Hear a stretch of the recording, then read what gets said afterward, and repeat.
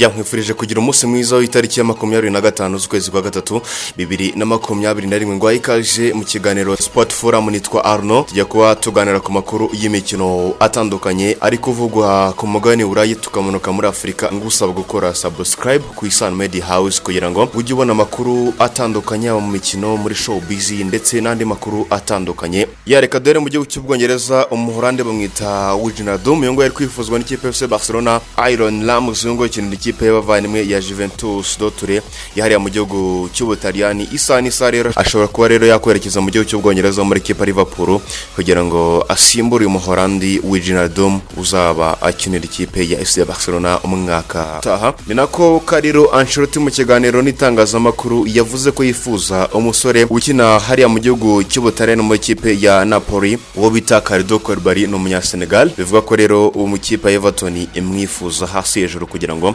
azaziba icyuho muri kipe ya Everton mu mutima defense. Ni nako Ronaldo Cristiano uyu nguyu agaciro kiwe kamaze kuba kajya hagaragara, azatanga miliyoni 21 igihe ikipe ya Madrid imwifuje cyangwa se igize ubushake bwo kuba yamuvugisha. Agaciro kiwe kamaze kuba kajya hagaragara ni miliyoni 21. Ni nako bita Erling Braut Haaland umunyanorway ukinira ekipe ya Borussia Dortmund hariya mu gihugu cy'Ubudage. Ekipe ya Manchester City iri kumwifuza hasi hejuru, iri kumutanga asaga miliyoni 100 zose z'amapaundi kugira ngo aze gufatanya no mu Brazil wita Gabriel Jesus. Ni nako bita Denis Zokari ukinira ikipe ya Borussia Mönchengladbach mu gihugu cy'Ubudage. Uyu nguyu ari kwifuzwa na ekipe ya Manchester City mu gihugu cy'Ubwongereza. Antonio Martial uyu nguyu yaguzwe miliyoni 60 aturutse muri ekipe ya Monaco yerekeza mu gihugu cy'Ubwongereza muri ekipe ya Manchester United. Ubu ngubu rero agaciro kiye kamaze ko kajya hagaragara, azagurishwa miliyoni 45. Yana amafaranga bari gutuzanya barebe ko bagura uwo bita Erling Braut Haaland ndetse na Jadon Sancho bakinira ekipe ya Borussia Dortmund mu gihugu cy'Ubudage.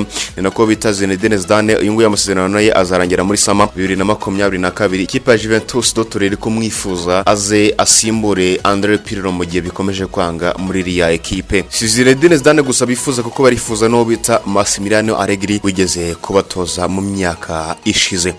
Ni nako bita Isco ari kwifuzwa n'ikipe ya Inter Domina mu gihugu cy'Ubutaliyani. Antonio Conte yasabye ubuyobozi bw'ikipe ko bamugurira umunya-Espagne ukina hagati mu kibuga muri ekipe ya Real Madrid. Ni nako bita Fernando Hierro yaje kuba atangariza itangazamakuru agira ati bita Sergio Ramos kapiteni ikipe ya Madrid ati ntago nifuza ko yasohoka muri ekipe, ahubwo ndifuza ko yazasoreza umupira w'amaguru muri ekipe ya Real Madrid. Uyu nguyu yabaye umujandero ukomeye w'ikipe ya Real de Madrid bita Fernando Hierro. Ni nako bita Igor Lloris Fransa akabana kapiteni ikipe ya Tottenham Hotspur mu gihugu cy'Ubwongereza. Uyu nguyu arifuzwa n'amakipe abiri, imwe ni mu gihugu cy'Ubwongereza Manchester United ndetse na ikipe ya Paris Saint-Germain hariya kuri Parc des Princes. Ziri kumutangaho asaga miliyoni 18 zose z'amayero. Yareka twerekeza mu qualification yo gushaka itike y'igikombe cy'isi yakomeje muri iri joro rishyira kuri uyu wa kane. Amakipe atandukanye amanukaga mu kibuga. Mu itsinda rya mbere Portugal atsinze ikipe ya Azerbaijan igitego kimwe ku busa. Serbia itsinda ikipe ya Ireland ibitego 3-2. Mu gihe Finland yanganyije na ikipe ya Bosnia ibitego 2-2. Ubufaransa banganya n'ikipe ya Ukraine igitego 1-1. Mu gihe mu itsinda rya gatano Ububirigi bwaje ko butsinda ikipe ya Wales ibitego 3-1. Estonia itsindwa n'ikipe ya Czech Republic ibitego 6-2. Mu gihe muri iri tsinda Turkiya yaje kuba itsinda ikipe y'Ubuholandi ibitego 4-2. Gibraltar yaje kuba nayo inyagirwa na Norway ibitego 3 ku busa.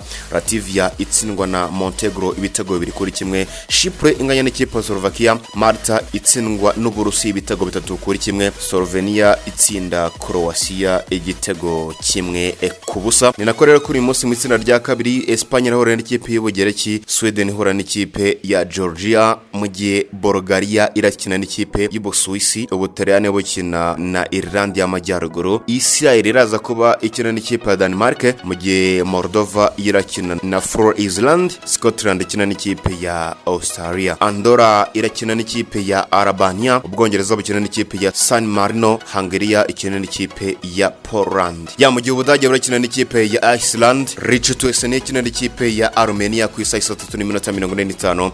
Mu gihe Romania iraza kuba ikina n'ikipe ya North Macedonia. Ya rero nyuma kuva mu mukino yo gushaka igikombe cy'isi, reka tunyarukire mu mukino yo gushaka igikombe cy'Afrika kizabera mu gihugu cya Cameroon umwaka mwaka w'ubutabiri na 2022 ngira ngo rero ku munsi w'ejo nibwo bakinnye imikino myinshi itandukanye amanuka mu kibuga. Chad yatsinzwe n'ikipe ya Namibia ibitego 3-0. Guinea itsinda ikipe ya Mali igitego 1-0. South Sudan itsindwa n'ikipe ya Malawi igitego 1-0. Uganda yaje kubinganya n'ikipe ya Burkina Faso 0-0. Sao Tome Principe itsindwa n'ikipe ya Sudan ibitego 2-0, mu gihe u Rwanda rwaje kuba rutsinda ikipe ya Mozambique igitego 1-0.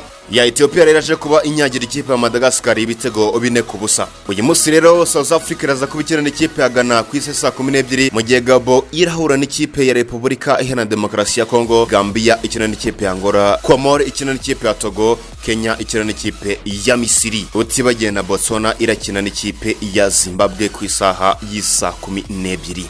Equatorial Guinea iraza kubikina n'ikipe ya Tanzania, Libya ikina n'ikipe ya Tunisia ku isaha y'isa 3. yani nako hano mu Rwanda rero equipe nationale Amavubi kuri uyu munsi irakomeza imyitozo kubera ko ku munsi w'ejo izahita ifata rutemikire yerekeze mu gihugu cya Cameroon guhura equipe ya Cameroon. Rero umukino uzaba ku itariki ya 30 z'uku kwezi kwa 2021. Mwibutse kuri itsinda riyobowe n'ikipe ya Cameroon n'amanota 10, u Rwanda ruri ku mwanya wa 2 n'amanota 5, Mozambique ku mwanya wa 3 n'amanota 4, inganya n'ikipe ya Cape Verde nayo ifite amanota 4. yanda bashimiye cyane, nitwa Arno Sport Forum nakagaruka. Komeza ukore subscribe. God bless.